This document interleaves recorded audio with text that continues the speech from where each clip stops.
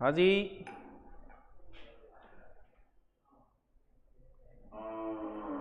आ ऊ ऊ औ अंग है, आ जाओ कमेंट।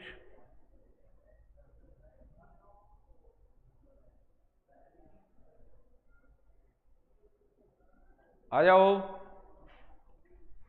क्या चल रहा था? मौर्य काल चल रहा था।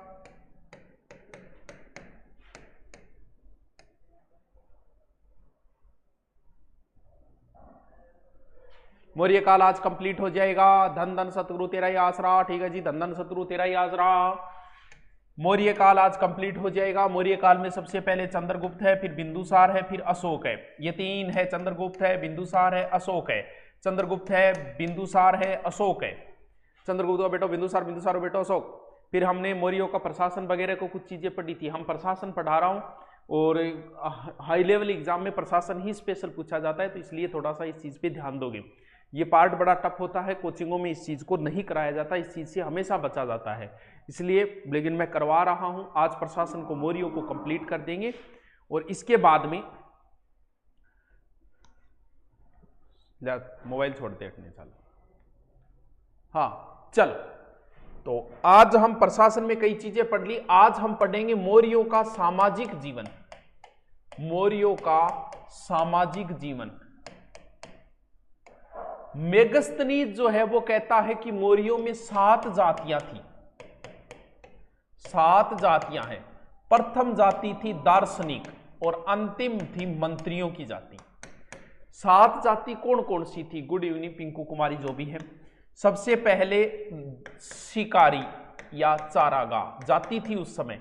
2 नंबर पे शिल्पी या कारीगर, शिल्पी या जिसे आप कहते हो कारीगर। तीसरी जाति है योद्धा या जिसे आप कह सकते हो फौजी सैनिक। चौथी जाति है निरीक्षक यानी गुप्तचर, भी अलग से जाति थी गुप्तचर। और 5वीं जाति है कर्षक। कर्षक जो है वो सर्वाधिक थे। और छठी है पार्षद जिसे मंत्री, ये सबसे छोटी जाति थी क्योंकि मंत्री तो थोड़ा ही रहेगा। और 7वीं है दार्शनिक। अब दार्शनिकों को 2 प्रकार से बताया गया। सदन में उठी रीट परीक्षा तिथि बदलने की मांग, दूरी नाम लाडला। हाँ, तो आपने राजस्थान हिस्ट्री की क्लास टाबरो नाइट में करांगा। सोमवार ने हम टाइम टेबल में टेलीग्राम पर बता दूंगा, नाइट में करांगा। सदन में उठी रीट परीक्षा तिथि बदलने मांग, दूरी ना लाडला, भाभी ग्राम से होके हैं। कोई नहीं भाई, आरएस बोल, आरएस बनना है। चल टाबरो दार्शनिक बतावे 2 प्रकार का। एक तो हो ब्रोकामैन। ब्रोकामैन सर दार्शनिक के वे दार्शनिक जैसे अनेक अच्छी विचारधाराओं वाले दार्शनिक होते हैं, जैसे इधर से कोई चीज डाले इधर से कोई और बना के निकाले, ऐसा विचार सोचने वाला व्यक्ति ही दार्शनिक होता है, तो ब्रोकामैन। और दूसरा है सारामैन। ब्रोकामैन गृहस्थी थे, सारामैन दार्शनिक थे। दार्शनिकों का कार्य था आपदा की घोषणा करना कि अब की बार भयंकर कोरोना फैलेगा। ऐसी घोषणा कौन करते थे? दार्शनिक करते थे, लोगों को सचेत करते थे। अब मान लो कोरोना नहीं फैले और दार्शनिक की घोषणा करेगी, कोई बात नहीं। दूसरी बार घोषणा करी कि अब की बार भयंकर वर्षा आएगी, मान लो नहीं आई। तीसरी बार घोषणा करे से मरोगा बेटेगा बापो दबके भूकंप आओगे, मान लो फिर भी नहीं आयो, तो 3 बार से ज्यादा अगर किसी की भविष्यवाणी झूठी होगी तो बिना आता उम्र साइलेंट मोड पे रहना पड़ो, चुपचाप। तो दार्शनिक का कार्य था क्या? भविष्य कहना। मेगस्थनीज लिखता है कि अपनी जाति से बाहर कोई विवाह नहीं कर सकता, यानी लव मैरिज कौन चलेगी भाई, अरेंज मैरिज ही चलेगी। तो मेगस्थनीज कहता है अपनी जाति से बाहर नहीं कर सकता, लेकिन दार्शनिक कर सकता है। जी हाँ, थे बिना नौकरी लागे डार जे आप ही जाति बारह करोगा नहीं, जब लोग विरोध करेगा थे आईएएस बन जाओ और फिर कर लियो भलाई, तो दार्शनिक भी टेम का आईएएस ही है। आईएएस करने का ये फायदा है कि आदमी लव मैरिज कर सकता है। सर आज नोटिफिकेशन को नहीं आया, गुरुजी प्रणाम। सर ऐसा ही का बैच अलग से होगा क्या ऑनलाइन? अलग ही है, ऐसा ही हिंदी में खुद करवाऊंगा, जल्दी शुरू करूंगा, चिंता मत कर, बात हम सब कुछ शुरू करेंगे तुम्हारे लिए। गुरुदेव गुरुकुल नाम से किसी ने आपका एक यूट्यूब चैनल बनाया, के करा है बना लियो, के करा दो घना ही बन रही है, तू मेरे लिए ध्यान रख, ठीक है। तो टावरो के बताए मैं सामाजिक जीवन की बात कर रहे हैं, 7 जातियां बताई है। जकम दार्शनिक दो प्रकार का है, जकम ब्रोकामैन सारा मैन गृहस्थ और जो गृहस्थ रहते हो या फिर सन्यासी रहते हो। फिर आप करा के मिक्स्ड नीच काल में महिला स्थिति, महिला स्थिति विधवा विवाह चलता था, नियोग प्रथा भी प्रारंभ थी। कौटिल्य तो 8 प्रकार का तो ब्याह बतावे, यानी कौटिल्य 8 प्रकार के विवाह बताता है। और तलाक ने तो कौटिल्य नाम दिए मोक्ष। अच्छा, महिलाओं की स्थिति क्या थी? एक शब्द आता है अनिष्कासिनी, अनिष्कासिनी। अनिष्कासिनी वो होती है जो घर से बाहर नहीं निकलती हो। सर ऐसी भी कोई महिला होती थी जो घर से बाहर नहीं निकलती थी? बिल्कुल होती थी। उन महिलाओं को कहा जाता था असूर्यपस्या, यानी जिसने जो सूर्य न देख पाए वो असूर्यपस्या, जो सूर्य को न देख पाए वो असूर्यपस्या। पुराने समय में होती थी ऐसी महिलाएं जो असूर्य अनिष्कासिनी, जो घर से बाहर नहीं निकलती हो। चैनल है आपका क्या सर? उसमें सारे वीडियो है। मेरे तो कोई चैनल को नहीं पाया अपना, कोई आपनो एक ही चैनल है बना, और चैनल कौन नहीं आपनो एक ही कौन से नया जांगीड़ के कह तू सर किन्ना लिखवा दिया की कौन लिखवाया नया, समझा रही हूं अभी। रास्ता रातनगढ़ से लाइव, ठीक है सरिता। चल, अनिष्कासिनी जो घर से बाहर नहीं निकले, जगह पे घरे ही घरे रहे। असूर्यपस्या जिसने सूर्य को न देखा हो। रूपा जीवा, रूपा गुज्जर, मेला दिलों का आता है एक बार आके चला जाता है। भाई रूपा, रूपा को मतलब है जिस जो रूप से सुंदर हो। जीवा का मतलब जो जीवन यापन करती हो, यानी जो अपने मुंह को जीवन यापन करती है, अपने चेहरे से जीवन यापन, अपने अनारकली की तरह अपने यौवन से जीवन यापन करती है, वो तो होती है वेश्या।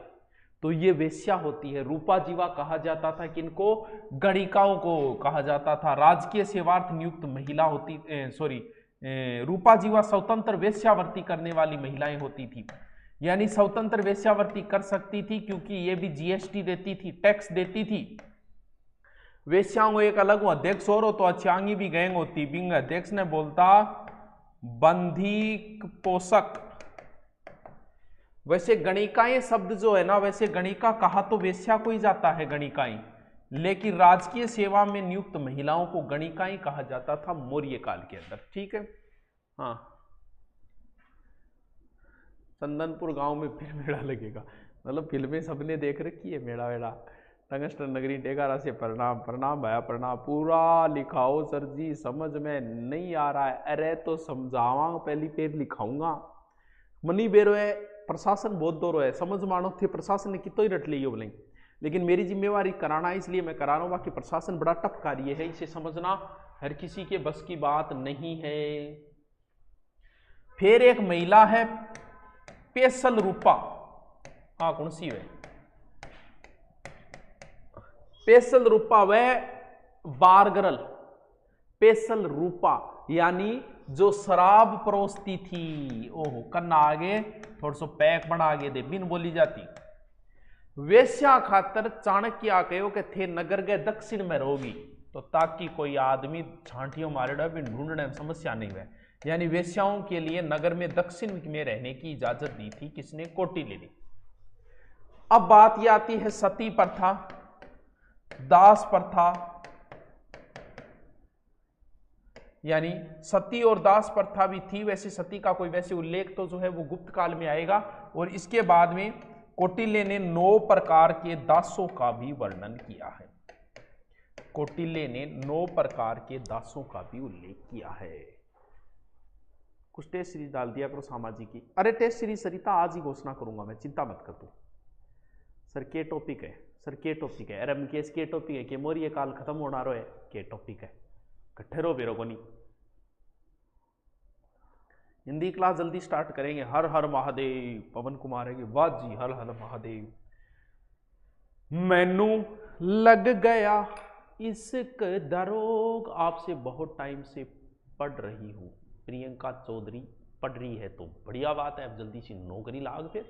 ठीक है, चल नेक्स्ट जो टॉपिक है प्रांतीय प्रशासन, यानी मौर्यों में प्रांतीय प्रशासन कैसे संभालते थे। यानी इन्होंने प्रांतों को कैसे बांट रखा था? वो लोग प्रांतों को चक्र कहते थे, और प्राकाना तक्षशिला प्रांत का गवर्नर सुसीम था। तो ये जो प्रांत सौंपा जाता था वो अपने पुत्र को, राजकुमार को सौंपते, क्योंकि अशोक ने एक नियम बना दिया कि 3 जगह पे बड़ी बड़ी प्रांत है, बड़े बड़े राज्य हैं, तक्षशिला, तोसली और उज्जैन। यहां पर सिर्फ कुमार ही नियुक्त होंगे। अशोक ने अपने अभिलेखों में 5 प्रांतों का उल्लेख किया है। यह थोड़ा सा इंपॉर्टेंट है, इसलिए जरूरी है। अशोक ने अपने अभिलेखों में 5 प्रांतों का उल्लेख किया है। देखिए कौन कौन सी। सबसे पहले है उत्तरापद, जिसकी राजधानी थी क्या? तक्षशिला। उत्तरापद की राजधानी तक्षशिला में सुसीम के समय विद्रोह हुआ था। दूसरी है अवंती का गवर्नर कौन था? अवंती का ही तो गवर्नर था कौन? अशोक। इसकी राजधानी थी महिष्मती, यानी जिसे वर्तमान में बोलते हैं उज्जैन। कलिंग को जीता था। कलिंग की राजधानी थी तोसली। तोसली। वैसे कलिंग को 2 भागों में बांट रखा था। उत्तरी कलिंग की तोसली थी, दक्षिणी कलिंग की समापा थी। यानी 3 हो गई ना, उत्तरापद हो गई, अवंती हो गई, कलिंग हो गया। उत्तरापद की राजधानी तक्षशिला, अवंती की महिष्मती, कलिंग की हो गई तोसली। चौथी होगी प्राच्य। प्राच्य। प्राच्य की राजधानी थी पाटलिपुत्र। और दक्षिणापथ की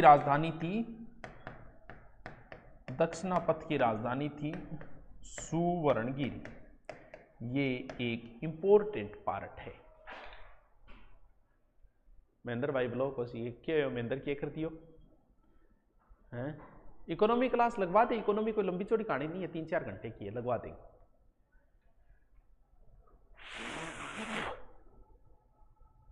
इतिहास पढ़ने में ऐसा लगता है कि जैसा हम भी वहां पर है। ओहो, धीरज से नहीं बहुत पढ़ाई कर रहे हैं भाई आज तो। मेरी कोई नहीं सुनता। पिंकी की कोई क्यों कौन सुना भाई? पिंकी पहले तो तेरे घर गान सुना। हाँ, ब्लॉक करने वाले नरेश गुरुजी गणित वाले जिंदात के बात हुई? ब्लॉक करवा देंगे। ब्लॉग में तो गजब जच्चे बना चाहती के हो। मेरी एज 19 ईयर 10th है, क्या SI का फॉर्म भर सकता हूँ? भर दे, चिंता ना कर, देखी जाएगी। सल्ट लियांगा तू, लाग तो शुरू नौकरी। तेरी उम्र में बंटवाती हूँ, तू लाग नौकरी लाग पहली। 5 जगह थान याद रखनी पड़ेगी। इधर तक्षशिला राजधानी थी उत्तरापद की, प्राच्य की पाटलिपुत्र थी, अवंती की उज्जैन महिष्मती थी, कलिंग की तोसली थी, दक्षिणापथ की सुवर्णगिरी थी। यानी उत्तरापथ तक्षशिला, दक्षिणापथ सुवर्णगिरी। फिर अशोक ने जीता था कलिंग, उसकी राजधानी बनाई तोसली।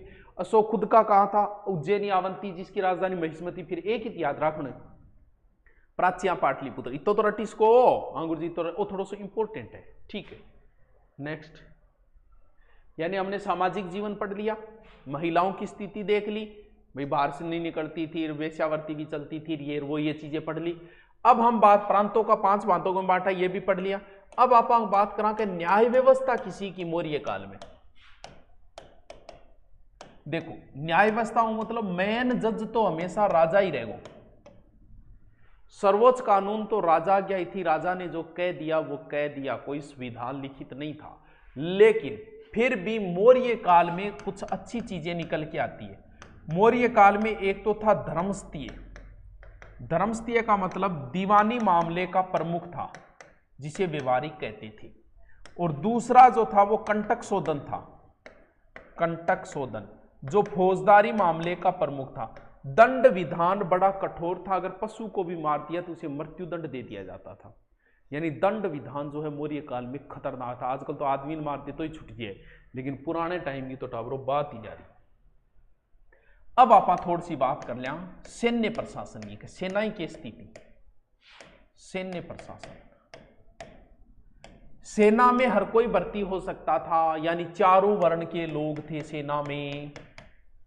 और के सेना गुल्म, कभी नाम सुना है तो गुल्म, सेना की छावनी ने गुल्म बोलता। सेना की छावनी को कहा जाता था क्या? गुल्म।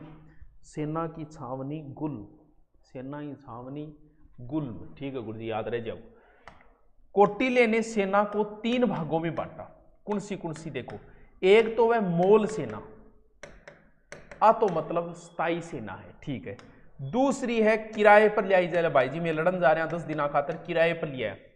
और एक नगर पालिका की अलग से सेना और होती थी, जैसे वर्तमान में अलग अलग सेना है ना, वैसे नगर पालिका।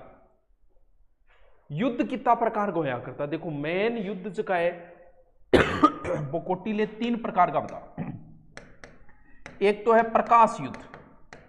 प्रकाश युद्ध वो होता है जो आमने सामने लड़ा जाता है, जैसे हल्दी घाटी युद्ध वगैरह ना, वो उदाहरण है एक तरीके का प्रकाश युद्ध के। उस समय जो आमने सामने लड़ी जाए वो प्रकाश युद्ध है।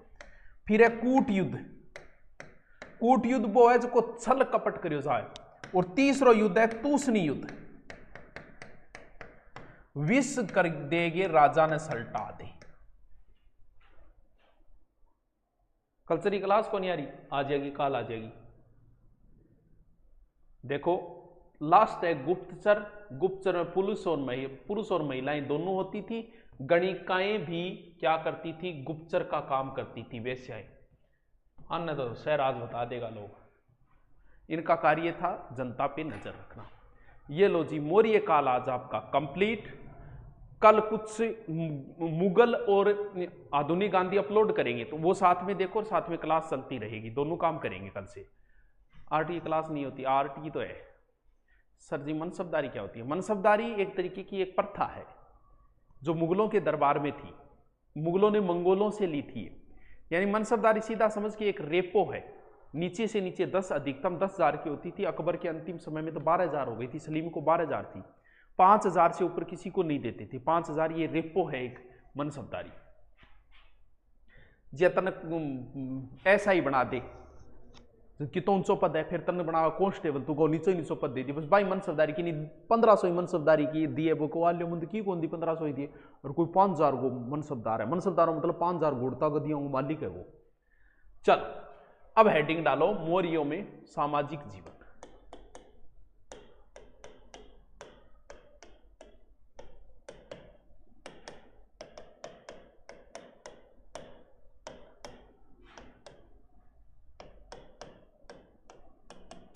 सामाजिक जीवन,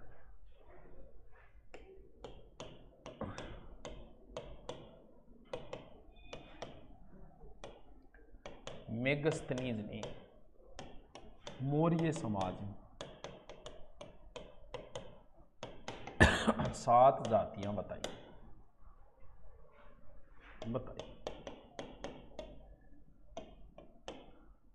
प्रथम दार्शनिक,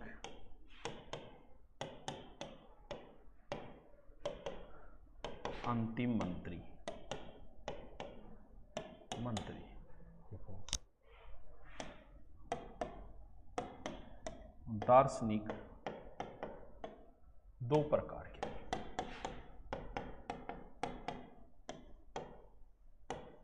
ठीक है। नंबर 1 तो हो गया दार्शनिक ब्रोकामैन।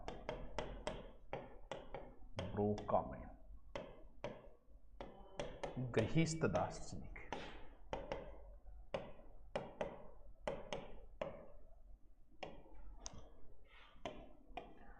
दूसरी सारामैन, सन्यासी दार्शनिक।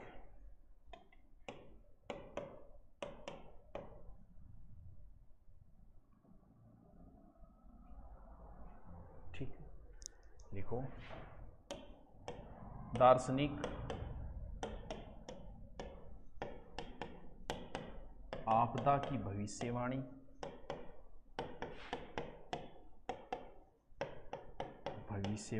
व लोगों को आग्रह करते थे, लोगों को आगाह करते थे।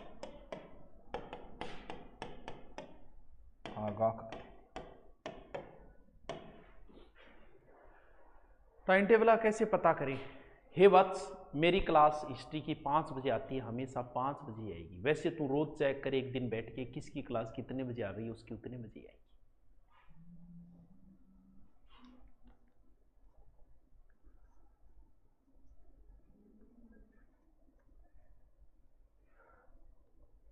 कलर चेंज करो, पेन का दिख नहीं रहा है। ठीक है, अभी कर देते।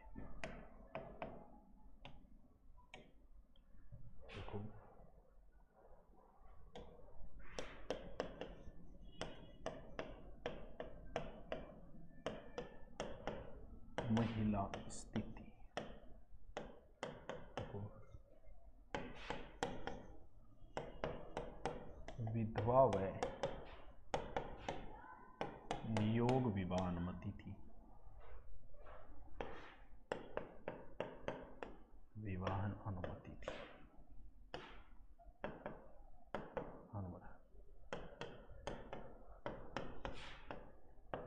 कौटिल्य ने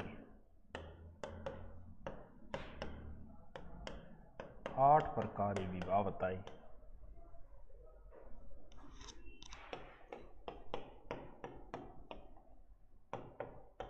8 प्रकार की विवाह बताई।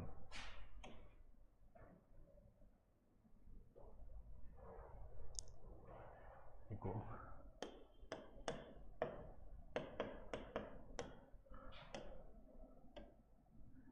तलाक को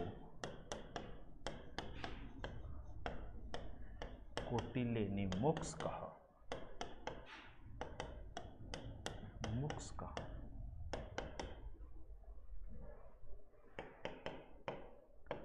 देखो अनिष्कासिनी घर से बाहर न निकलने वाली। न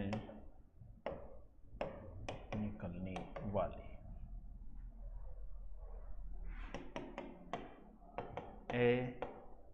सूर्य पश्य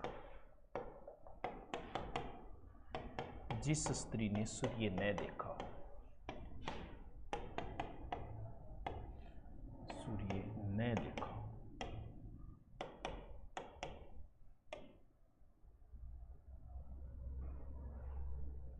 ठीक है, फिर लिखो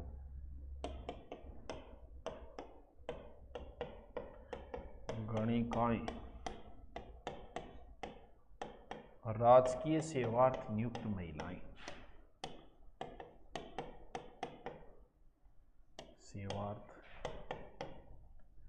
नियुक्त महिलाएं।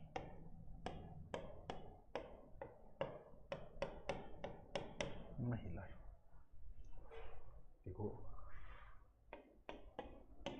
और रूपा जीवा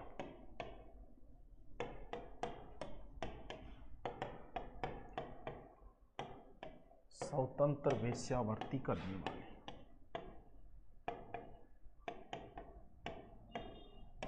वेश्यावृत्ति करने वाली।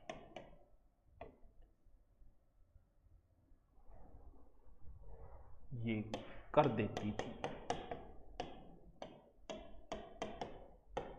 टैक्स देती थी।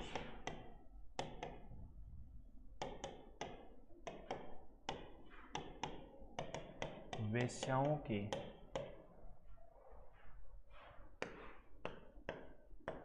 अध्यक्ष को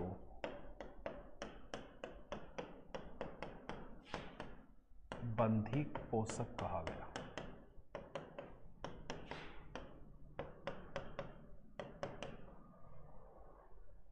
ऑनलाइन में आपकी क्लास नहीं आती है, ऑफलाइन में आएगी, वो ना आएगी, क्लास आएगी, सब आएगी, चिंता मत कर।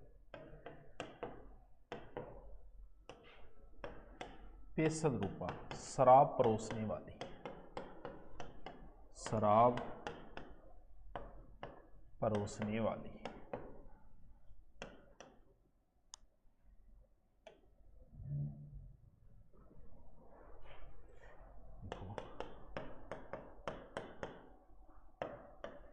कौटिल्य ने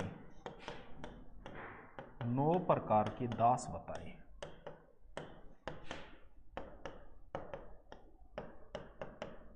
दास बताए।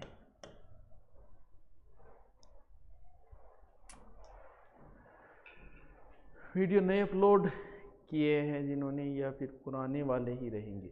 नए मतलब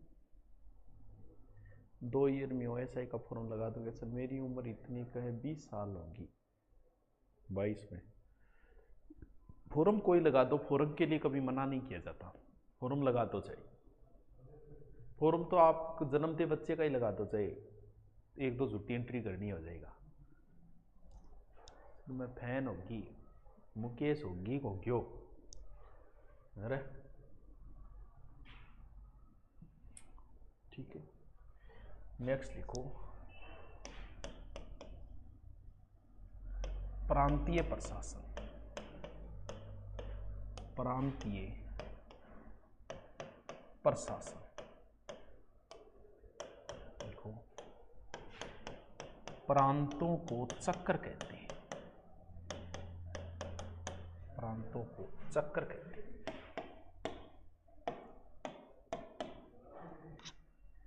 लिखो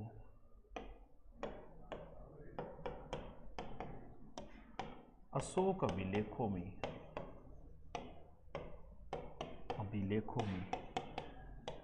5 प्रांतों का उल्लेख है।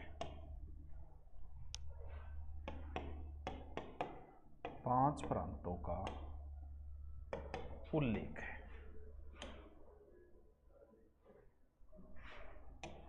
नंबर 1 उत्तरापथ। उत्तरापथ यानी ऊपर लिख देना प्रांत, आगे लिख देना राजधानी।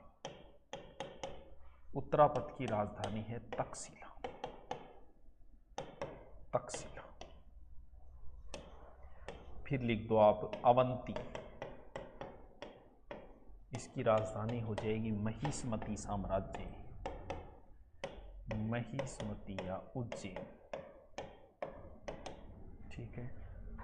तीसरा लिखो कलिंग। इसकी राजधानी हो जाएगी तोसली, धोली।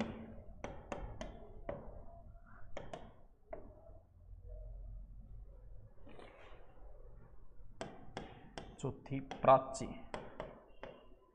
इसकी राजधानी हो जाएगी पाटलिपुत्र। ठीक है। पांचवी है दक्षिणापथ। इसकी राजधानी हो जाएगी सुवर्णगिरी।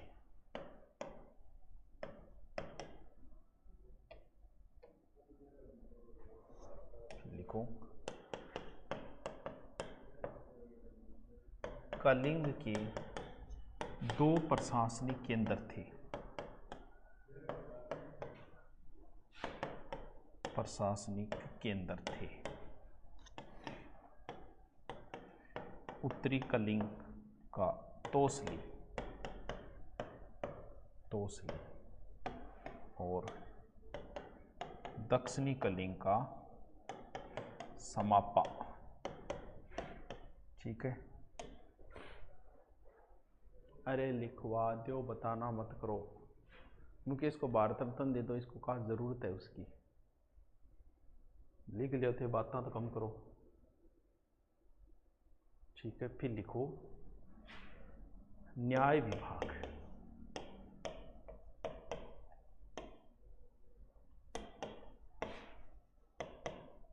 न्याय विभाग। न्याय विभाग लिखो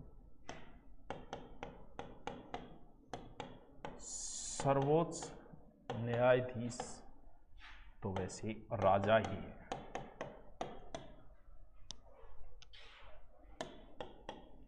दो प्रकार न्यायालय।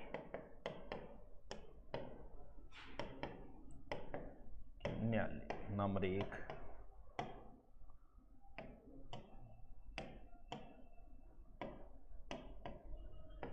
धर्मस्थीय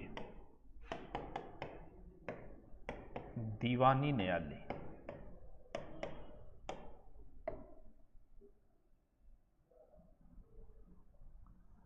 दीवानी न्यायालय।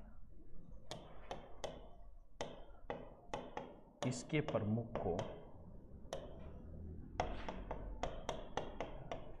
व्यवहारिक कहते हैं।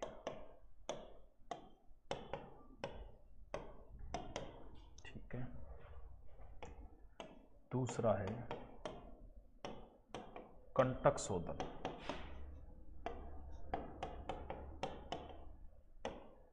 फौजदारी न्यायालय।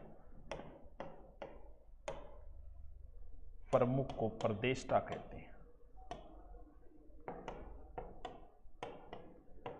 प्रदेष्टा कहते हैं।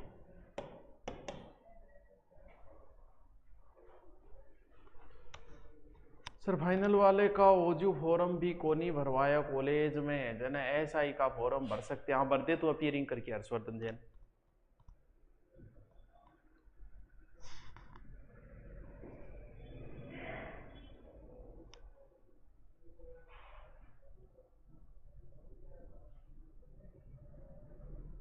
ठीक है, फिर लिखो सैन्य प्रशासन।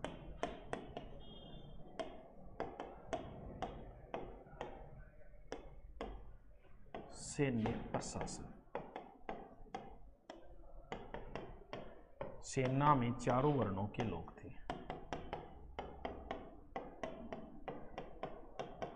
चारों वर्णों लोग थे।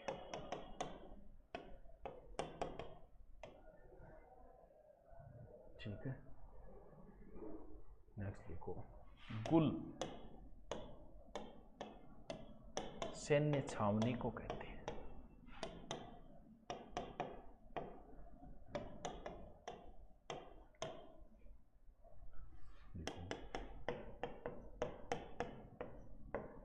कौटिल्य सेना 3 श्रेणी में बांटी। 3 श्रेणी में बांटा। नंबर ए मोल सेना, स्थायी सेना। स्थायी सेना। नंबर 2 किराए की सेना। और नंबर 3 नगर पालिका की सेना।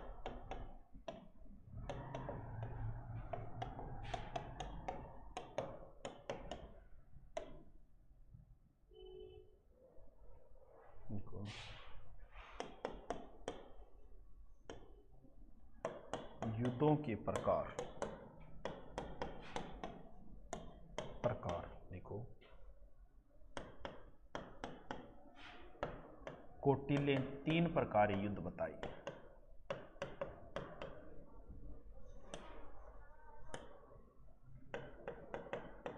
के युद्ध बताए। ठीक है, नंबर 1 प्रकाश युद्ध, प्रत्यक्ष युद्ध।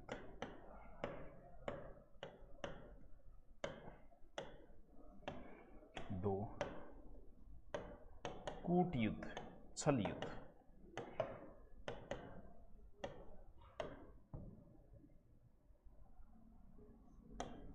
3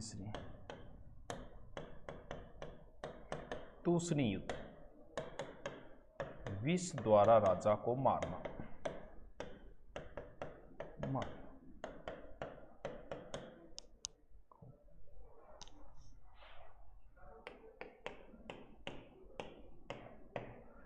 गुप्तचरों के प्रमुख को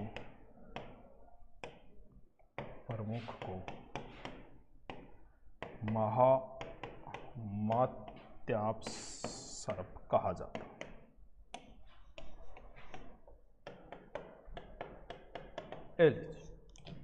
बोलो टावरो लिख लो। सर जी धर्म बोध धर्म कब करवाओगे? अच्छा बौद्ध धर्म जैन धर्म क्या? हाँ करवाएंगे, वो भी करवाएंगे। अब जो हमारी क्लास है मौर्य के बाद गुप्त साम्राज्य पढ़ेंगे हम। पहले इंपॉर्टेंट पढ़े, फिर छोटे छोटे उठाएंगे। तो उससे पहले हो सकता है मैं मुगल और गांधी अपलोड भी करवा दूं, क्योंकि ये गुप्त हम जब पढ़ेंगे लाइव, उसके बाद में कुछ बच्चे चाहते हैं कि हम जल्दी करना चाहते हैं, तो उनके लिए अपलोड करवा दिया जाएगा, लाइव करवाया जाएगा, ताकि कुछ बच्चों की ज़्यादा जिज्ञासा रहती है जल्दी पढ़नी, तो वो पढ़ भी सकते हैं, इसलिए अपलोड करवाऊंगा। बाकी लाइव पढ़ाएंगे। Okay, thank you.